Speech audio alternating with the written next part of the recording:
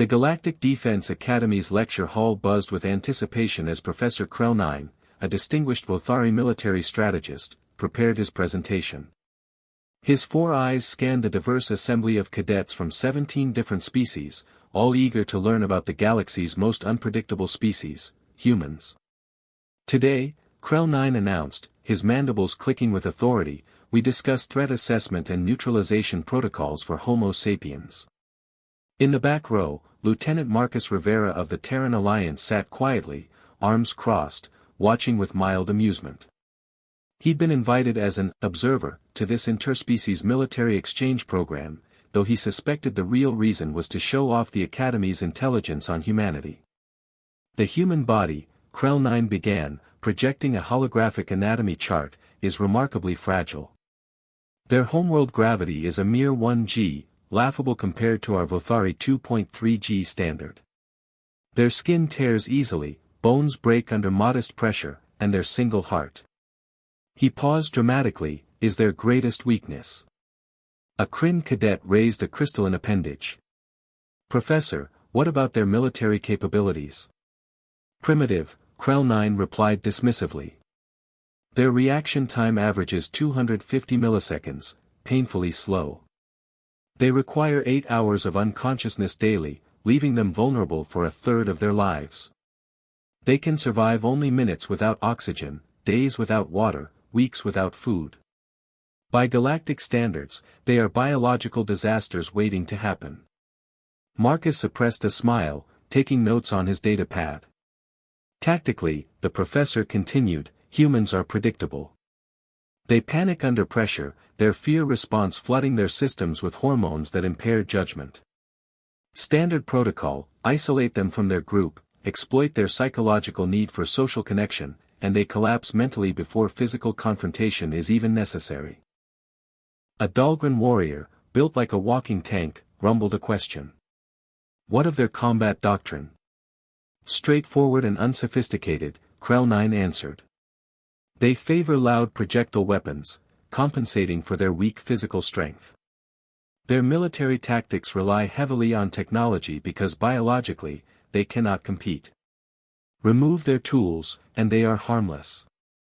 The lecture continued for another hour, detailing human weaknesses, their narrow temperature tolerance, their inability to see in various light spectrums, their poor natural armor, their susceptibility to toxins that wouldn't affect most species. Krell-9 painted humans as the galaxy's evolutionary joke, somehow stumbling into space despite being laughably unfit for survival. Finally, the professor opened the floor to questions, and that's when Marcus stood. Lieutenant Rivera, Krell-9 acknowledged, his tone patronizing. Do you have something to add? Just a few corrections, Professor, Marcus said, walking to the front of the hall. May I? Krell-9 gestured to the podium, clearly confident this would be entertaining. Marcus pulled up his own data files. You're right about reaction time, 250 milliseconds average. But that's conscious reaction. Our unconscious reflexes. 80 milliseconds. We'll dodge before we know we're dodging. He advanced the presentation.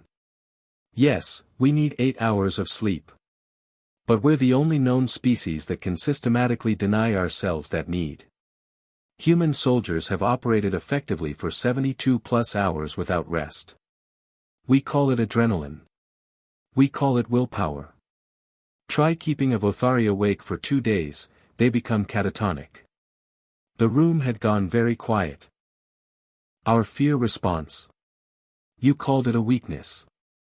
We call it a supercharger. That hormonal impairment you mentioned triples our strength, cuts our pain perception, sharpens our focus to a razor edge. Humans have lifted vehicles off trapped children, fought off predators twice their size, and kept fighting with injuries that would kill most of your species from shock alone. Marcus brought up combat footage. You said remove our technology and we're harmless. Humans survived for 200,000 years before we had guns, Professor. We're endurance predators. We don't have to be faster than you, we just have to follow you until you collapse from exhaustion. A human can track prey for days without stopping. Can you? A nervous chittering spread through the alien cadets. Our single heart is a weakness. It's also elegant efficiency. We don't need multiple redundant organs because we're resilient. Humans have survived with shrapnel in their brains, with massive blood loss, with limbs severed. We have a documented case of a human surviving a metal rod through his skull and living another 12 years. He zoomed in on the psychological assessment. You want to isolate us from our pack? Good luck. Humans are the only species that will risk certain death for complete strangers. We run into burning buildings to save people we've never met. We throw ourselves on grenades to protect our squad. We don't just have a pack mentality, Professor, we have a species mentality. Marcus pulled up historical records. Earth has tried to kill us with ice ages, supervolcanoes, pandemics, and asteroid impacts. We're still here. We've been at the top of our food chain so long that we invented extreme sports because life got too boring. We jump out of aircraft for fun.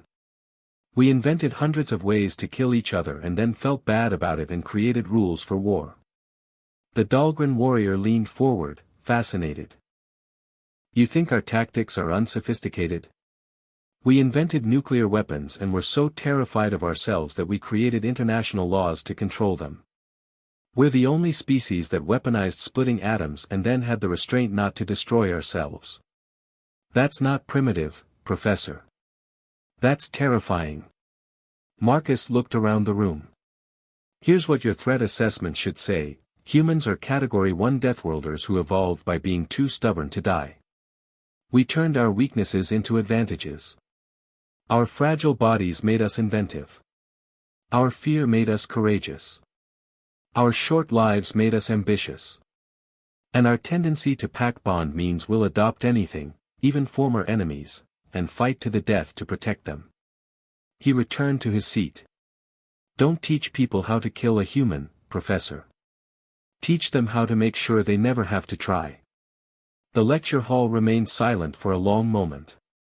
Professor Krell9 slowly closed his presentation files. Class dismissed, he said quietly. We will be revising the curriculum.